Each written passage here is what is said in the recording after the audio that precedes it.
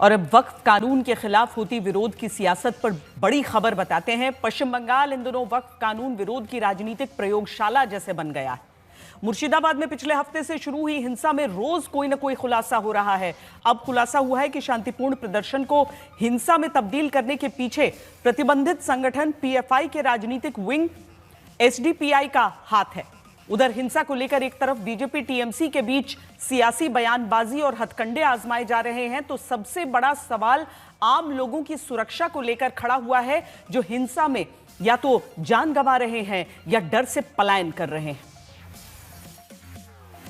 मुर्शिदाबाद के सूती इलाके में है और सबसे पहले घटना की शुरुआत यहीं से हुई थी। अभी भी भारी संख्या में फोर्स की तैनाती यहां पर रखी गई है और शुक्रवार के दिन जुमे की नमाज के बाद जब ये शुरुआत हुई तो सबसे पहले इसी इलाके में प्रदर्शनकारियों के साथ पुलिस की हिंसा भड़की और यहां से 10 किलोमीटर दूर शमशेरगंज है जहां पर असली बवाल हुआ। लेकिन इसके पीछे की कहानी जो पुलिस के इन्वेस्टिगेशन में सामने आ रही है, अब एसडीपीआई का हाथ इसमें जो सामने आ रहा है, उसमें सबसे बड़ी बात है कि जो वक्फ विधेयक था उसके खिलाफ लगातार एक मुहिम चलाई गई पूरे मुर्शिदाबाद इलाके में एसडीपीआई की ओर से। जांच में यह भी खुलासा हो रहा है कि एसडीपीआई के सदस्य घर घर जाकर खासतौर पर 10, 11, 12 साल की उम्र के बच्चों को टारगेट कर रहे थे और उनसे कह रहे थे कि आपको इसके खिलाफ सड़कों पर उतरना है, आंदोलन करना है। और इस बात की पुष्टि अब इस बात से भी हो रही है कि जो एजाज अहमद जिसकी मौत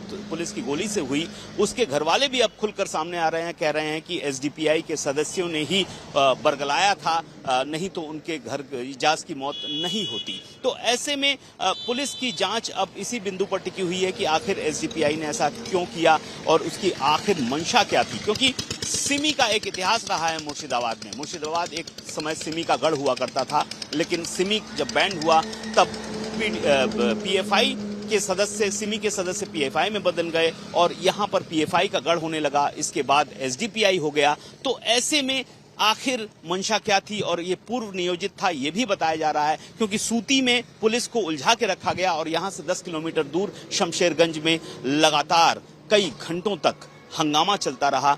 टारगेटेड लूट हुई, आगजनी हुई और बवाल किया गया। तो इन सब के पीछे अब एसडीपीआई का हाथ सामने आ रहा है, साथ ही कुछ बाहरी तत्वों का हाथ भी सामने आ रहा है। पुलिस की जांच में पता चल रहा है कि काफी लोग इसमें शामिल थे।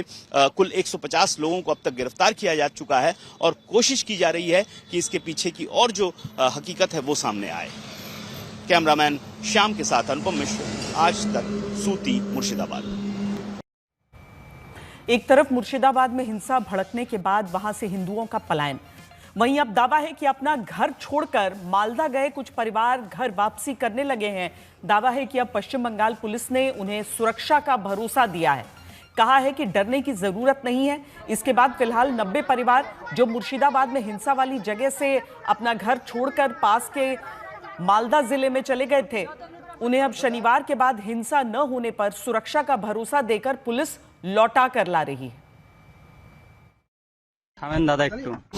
Incident of this kind of thing happens, obviously there will be issues, there will be a lot of allegations, or there might be a lot of grievances also, which were a lot of them might be there, because as you know there were a lot of fronts that was opened together. So for the police to maybe reach all the spots with the same kind of promptness might not have been possible.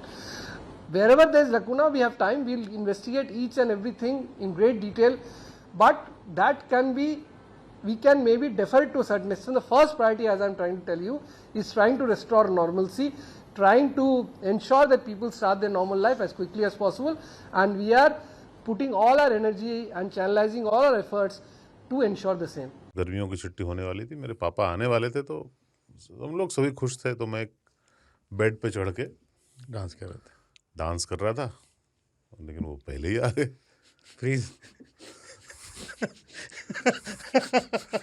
तो मैं उस समय तो continue नहीं कर सकता था, तो फ्रीज फ्रेम टाइप का हो कसम पैदा कर